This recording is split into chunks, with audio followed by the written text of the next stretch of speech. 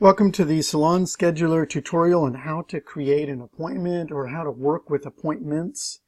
There's a lot here. I'm going to just walk you through all the details. You start the scheduler, and basically when you want to set up an appointment, you can just tap on the plus appointment here at the top, okay?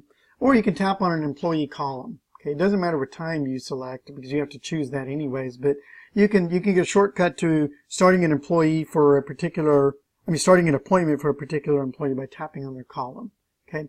Now, to create an appointment, you want to specify three things. You want to choose the customer that the appointment is with. You want to choose the date and time of the appointment, and you want to choose the services that that customer has requested. Okay. So first, you choose a customer. You search for the customer name. And again, we only show you names if you have 25 or fewer selected. So you have to keep typing the name until you can choose somebody. Okay. So you pick a customer, then you want to make sure you have the date and time correct. And so you can choose like 9:30 a.m. We try to make it as easy for you as possible.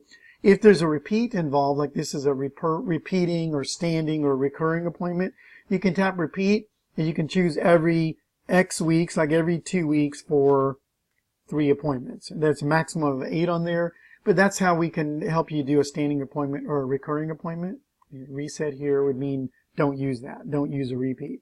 But if you have it selected, you can use it. Okay. So you choose the customer, you choose the date and time, and you choose the services that that customer is requesting. If you have more than 30 services, you're only going to see 30 of them shown, and you're going to have to search for the other services. That's mainly as a help to you. If you got too many services, you can't really find them in a list anyways.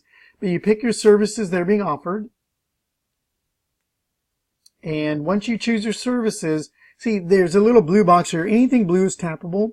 The blue boxes mean you can change the employee that's offering them. So for example, right here, you can tap on there and say, oh, there's a different employee that's going to do that service.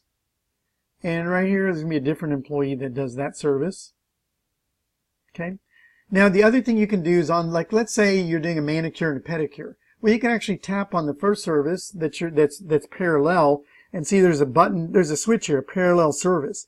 You can turn that on, and what that means is that particular service as well as the following service will be both performed at the exact same time. So that'd be like a manicure and pedicure. So that's what a parallel service is. You can also modify the duration, minutes, the duration and the break time if you need to for a particular appointment. Again, when you choose more than one service, if there's a break specified, then that break's going to show between the services. If you only have one service that's being added to an appointment, then the break is going to be ignored, the break time.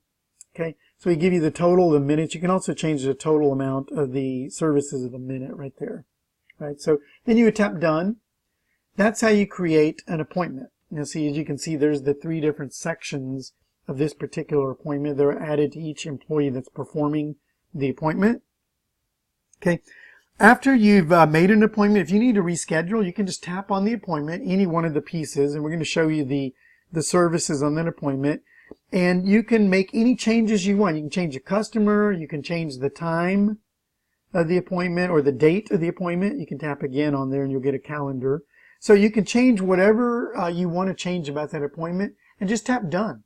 And that's how you would do, for example, a reschedule of an appointment. Really easy. You basically make your changes and tap done, and the appointment's going to change. Okay. Sometimes you need to delete an appointment. You can just tap on the appointment. You tap on this button here. It says delete. It turns red and it says confirm. You have to press it again to delete the appointment again. So what we're saying there is that to delete an appointment, we don't want you to accidentally delete an appointment. So to delete, you have to hit the delete, and then you have to tap again for confirm for that delete. Okay? So that's how you delete an appointment. Then another question we get asked is, how do you check out an appointment? What you do is you tap on an appointment, and there's a button right here. It says checkout. Okay? So you can use that button. I'm going to go ahead and do it for you. So you tap checkout. What we do is we create a Clover order. We'll talk about this more in our video on checkout. We basically create a Clover order, and we put you on the Clover register. In this case, we're going to have to, we're going to verify. We have another app running that's asking for some more information. That's not related to the scheduler. But, you know, so if there's anything else that's being processed that's relating to that appointment, that's going to be taken care of. And the items are going to show up on your order right here. And you're going to see a byline. That's the by and the employee name. We use these bylines in order to know which employee gets credit for the commission for that particular appointment. We'll talk about that more in our reporting. But you can also see once you check out, you can add other items to your order. And we're going to ask you which employee gets credit for that particular item.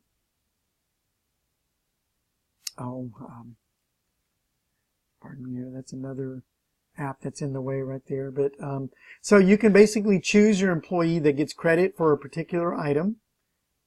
And as you can see, we're going to add that credit right there. We're going to say that this employee is the one that gets credit for that particular item. So basically, when you make an appointment and you check it out, we're going to put you on the register. We'll create an order, put you on the register. You can take care of whatever you need to, including adding other items, and then you can tap the pay button. Take care of your payments as well as adding tips, whatever else you're going to do. And once you're done with the particular checkout, you can hit the back arrow here, and that'll take you back to the scheduler. So that's how you check out a single appointment. Also, but you might ask the question, well, how do we check out multiple appointments all in the same order? What you can do is you can tap on an appointment. You can tap this button, Add to Basket. Okay.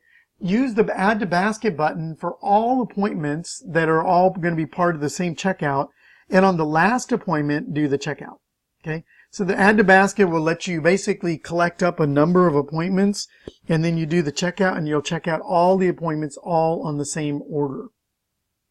Okay, so that's how you work with appointments in the scheduler. One last thought here is if you have an online appointment, then that online appointment may come with a deposit if you set up deposits. And if so you're going to have this no-show button right here, and it's going to have a $sign in front of it.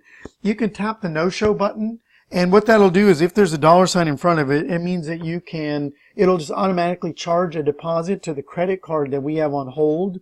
And we'll basically create an order with that customer, and we'll charge that customer on their credit card for the amount of the deposit.